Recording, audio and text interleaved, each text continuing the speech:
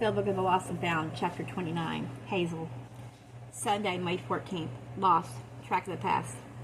In Irish, the word Aisling means a dream, not the kind you have at night about showing up to work naked or your teeth falling out. An Aisling is a vision, a fever dream, the kind that turns skin to cloth and back again, the kind that stirs up ghosts. My lighter in the lake, my dad's name on the tunnel wall. Maybe my mom isn't lost after all.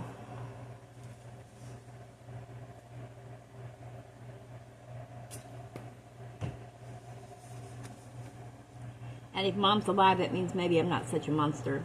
My heart's a hammer. My feet pound the weeds. I try to pry the boards off the doors of other houses to see if any are loose, to see if there are any other squatters in the development. They're all nailed fast. At the last house on the far side of the development, I stop. I think I can see something moving on the ground in the field up ahead. What looked at first like a cluster of rags becomes suddenly, heart-stoppingly clear. It's a girl, face down in the shallow, swampy water of the storm-flooded field. Red curls scattered around her head. As I move closer, I see that her hair is scorched at the ends. I don't know how long I stand there. It feels like I'm waiting for something, for a sign, for someone to tell me what to do. The others are back by the tunnel, hidden by houses. If I don't call out, no one will come. Her dress is as black as ashes and her skin is charred. There's no way she's alive.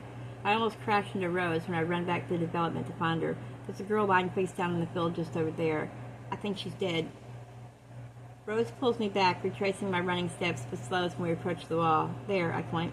Rose walks slowly along the wall, eyes on the ground. I can hear the squelch of each wet step she takes. I don't let my gaze wander any further than her face, waiting for her reaction, waiting for her to tell me who the dead girl is and why she died here, what to do. Red hair, bare legs. Rose keeps walking. When she hits the end of the wall, she turns to me and says, "You're sure she was here?" At first I don't understand. Then my eyes scan the marshy field. There is no dead girl. I practically run to the place I saw her, but there's only mud and puddles and grassy ground. She was right there, I want to say. I'm not crazy. I want to repeat, she was there. She was right there, until the words become a solid matter and conjure up the dead girl, scorch marks and all, but I can't, because I'm not sure enough to swear on it, because of the haze of last night and the nights before that, because of the last vestiges of the magic moonshine making. The space between the trees become the reflections of the trees. There's an old plastic raincoat caught on one of the spindly branches of the trees bordering the field. It sounds like wings flapping in the wind. It must have been that, I said to Rose. It must have blown there from the ground. Rags and sticks and raindrops, that's all I saw. Rose takes me in her arms and kisses my hair. "It's okay, Hazel," she says, but it isn't. We hear a shout from the far end of the development, Rowan calling our names. When Rose and I run over, he's pointing at Mag's car pulling in. Mag gets out of her car, a brown Labrador puppy jumping at her heels. "Down, Lucky," she says, and marches towards us. "What trouble have you got yourselves into this time?" "What?" I ask. I can hear my voice get all defensive. "The police are coming. Go put those boards back over the French doors." "Shit," Rowan says. He doesn't ask questions, he just runs to the house. Mag grunts and picks up the puppy. Where's the usual Lucky, I wonder? Olive must be wondering the same thing, because she asks Mags, "Where's Lucky?" Mag purses her lips. "Ran away. Maybe got run over. Maybe crawled under a bridge to hide in the storm. They do that." "Oh," says Olive. "I'm sorry." I bring the subject back to the police, who's apparently about to come find us squatting in an abandoned development. "Mags, the police?"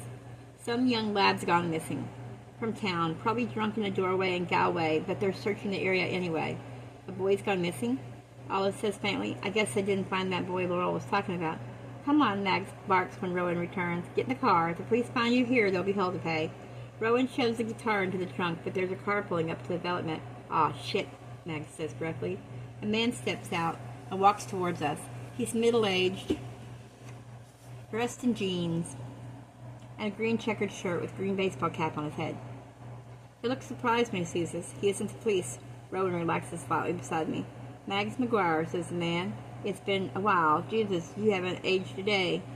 Rose barely suppresses a snort. "How you, Dave?" Mags says briskly. "Good, good," Dave says vaguely. "You haven't seen my Elvis, have you?" he asks Mags. "He's missing, we think. The police are searching in town, but I thought I'd check around here, you know. Kids come here to drink sometimes. Still hoping he's just sleeping off one too many." "Haven't seen anybody around here," says Mags. "Just walking the dog." The newest Lucky sticks out a little pink tongue. Rose shifts behind me, glances at Olive, who looks like she's seen a ghost. She's almost as pale as Dave is. When he notices her, she gives a little flinch. "Olive?" Dave says. Olive knows the missing boy's dad. Olive forces a smile. "Hi, Mr. Murdoch." I can feel Rose freeze. It's like she stopped breathing. "You girls haven't seen Catherine Rowan, have you?" Dave asking, and I get it. I pretty much stopped breathing myself. My hand finds the roses and I squeeze tight. I recognize his name from the messages she showed me. Catherine Murdoch. No, not at all, Olive says. I mean, I'm sure you're right. He's just at a friend's house somewhere with his phone off. I get why you're worried, but I'm sure he's fine. Dave nods, distracted. I'll just have a quick look around, make sure. Enjoy your walk. Good to see you, Max. We should get out of here, Olive says in an undertone, in case he sticks around.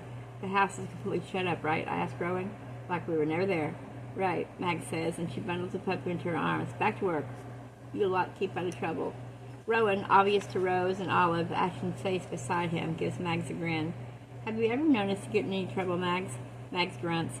Maybe you wouldn't so much if you listened to me every once in a while. Call your granddad. He says he's heard from Amy. What? I feel like someone spun me around so the sky's the ground and I'm all about to fall upward. The words go in my ears, but they don't reach my brain. He can't have, I say. Call him anyway, Mags replies. Just because you're hurt doesn't mean he isn't hurting too. She may be your mother, but she's his daughter. Rowan bristles. We called him yesterday, Mags. We call him twice a week, but it's no use. He can hardly speak. He has no idea who we are anymore. Mags looks at each with eagle eyes. Well, do you? She asks.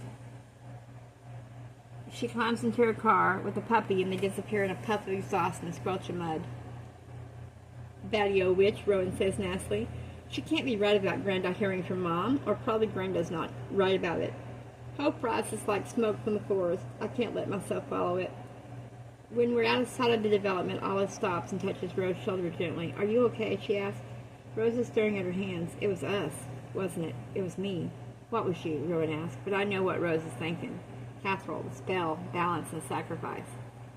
I lost my virginity. I wrote it on the tunnel wall, but I never expected to get it back. It's something you can lose, but it's not something you can find again, like keys or a bracelet. Rose, says Olive. So what if, instead of giving me my virginity back, the spell got rid of Casserole? What if I wanted him to disappear so badly that's what happened? That has nothing to do with this, Olive said, always trying to be the voice of reason. And like Dave said, he's probably just out somewhere without his phone and hasn't thought to call his parents. I wanted him gone. Maybe the spell knew that. Maybe it knows what you're thinking. Spells don't know anything, Olive insists. Let's call Aunt Jillian. Rose seems to snap out of it. We can't tell her now. Not when he's missing. What if the police think we've got something to do with it? What if they find out about the spell? The spell isn't... Olive hesitates. It's like she realizes she might actually think it's real after all. Real and powerful. I have to get back home, she says finally, so my parents don't ground me again. They think I'm staying at yours, remember? My mom's already not too happy about that. Rose nods and looks at me. Okay, she says, but I might stick around here for a bit. Olive looks disappointed for like 3 seconds until Rowan says, I'll walk you home. I snort and try to pass it off as a cough. That fools no one. Rowan scowls at me and Rose manages a little laugh. Then Rowan and Olive ride off, and we're sure Catherine's dad is gone and the police aren't coming. I take Rose's hand, and we follow Ivy back to the house. Just before we reach it, we hear a crack and a thud. The three of us run the rest of the way. In the weed-choked driveway at the front of the house is a flat wooden board, the nails still in it, sticking up into the air like thorns. I hammered those nails in myself, up on Mag's ladder yesterday morning. I must have hammered them far enough in, or else the storm last night weakened the wood. I look up at my half-covered bedroom window and freeze. There's someone in there. A dark shadow at the window, tall and broad. I grab Rose's arm hard, reach out for Ivy's sleeve, and I say, stop. They look up and see him too. Something. Ivy backs up and Rose gives a strangled scream. I race around the back of the house without thinking. I rip the boards off the French doors and clatter up the stairs. Who's in here? I yell. I can hear Rose and Ivy calling away after me from below. I slam open my bedroom door. It's light for once. The mattress looks dingy, the bags in my room overflowing on the floor. The room is empty. I spin around and burst into the other two bedrooms, the bathroom, the linen closet. I hurl myself down the stairs and check the front room, the dining room, the downstairs bathroom, the cupboard under the stairs. Everything is empty. Rose and Ivy stand hesitantly at the kitchen door. You saw it too, right? I round on them. Their nods are slow and their faces tight. Do you? Ivy says. Do you think it might be Ash again? I nod, but only so I don't scare her. That shadow wasn't in the shape of a girl. I try to picture the boy I saw on Friday night, the first time the boards came off the window. I remember his longish hair, his necklace that could have been beads or teeth. He whistled, "Hey Jude." He might have been tall, but he was definitely around my age. The shadow upstairs looked more like a man. I'm not sure why I think of my dad. Maybe because he's tall and broad. Maybe because he was in the flat with my mom when Rowan and I ran away. Maybe because if she died, he died too. Maybe we've managed to bring our mom back from the dead with our spell. but we didn't write our dad's name on that wall beside hers. When his name did appear, it was on a list of lost things. Maybe that means we've condemned him forever.